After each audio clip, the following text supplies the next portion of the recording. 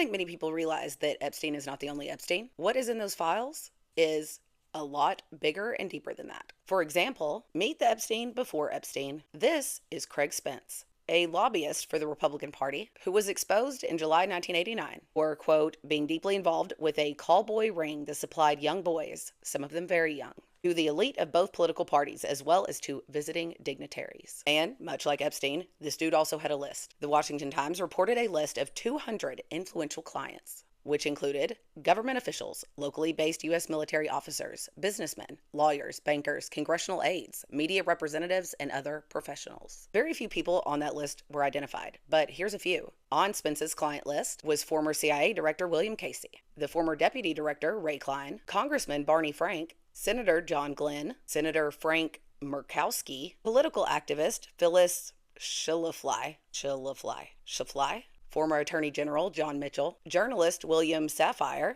who also received the Presidential Medal of Freedom in 2006, journalist Liz Trotta, journalist Ted Koppel, journalist Eric Sevareid, former Ambassador James Lilly, former Ambassador Robert Newman, who was also a dang Holocaust survivor. How are you going to survive the Holocaust and turn around and abuse children? Former Ambassador Elliot Richardson, General Alfred M. Gray, the Commandant of the U.S. Marine Corps, Lieutenant General Daniel O. Graham, who was also an expert in the Space Defense Initiative. There were a couple of prominent attorneys and even some celebrities like Roy M. Cohen.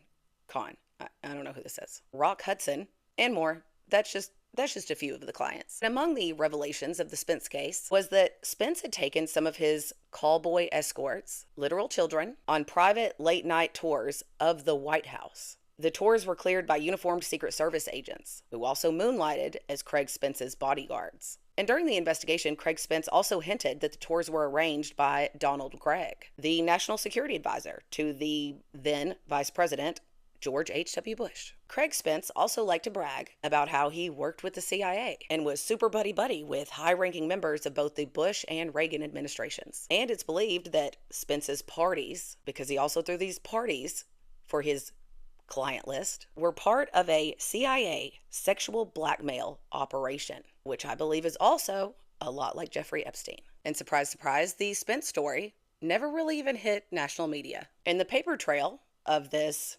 ring was quickly covered up. There were 20,000 documents pertaining to the case that were sealed by court orders, and the U.S. Attorney's Office issued a gag order on the release of the information. And also, much like Epstein, Craig Spence passed away under mysterious circumstances. Mysterious circumstances ruled suicide. Only 5 months after the story broke, he was found dead, laying on his bed in room 429 at the Ritz-Carlton Hotel. He was found laying in the bed with a tuxedo on, the telephone cradled to his ear, and a Walkman headset around his neck. And the door was barricaded closed. It said that he had no obvious signs of injury, and the police refused to comment on his cause of death. I don't think it was ever printed what the cause of death was. But there's a lot of weirdness surrounding this sudden death. It is rather interesting that Spence had recently told a friend that he may be disappearing soon, and that it will be sudden. It may appear to be suicide, but it won't be. But this story didn't stop here because, as we all know, birds of a feather, they flock together. And remember Congressman Barney Frank? He was on the client list. Well, he had his own scandals. Barney Frank is a Democratic congressman whose D.C. home was used as a base of operations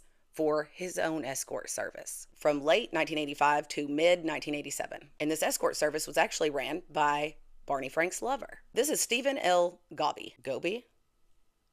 Stephen Goby? Y'all know I'm not good with names. He was the son of a Marine Corps Master Sergeant and a Pentagon budget analyst. And he operated his escort service out of somewhere shocking because it's a literal elementary school. Chevy Chase Elementary School. And this was ran in collusion with the principal there, a man named Gabriel A. Massaro. And it's noted that at the time this was in operation, this school was home to 350 students aged 9 to 12.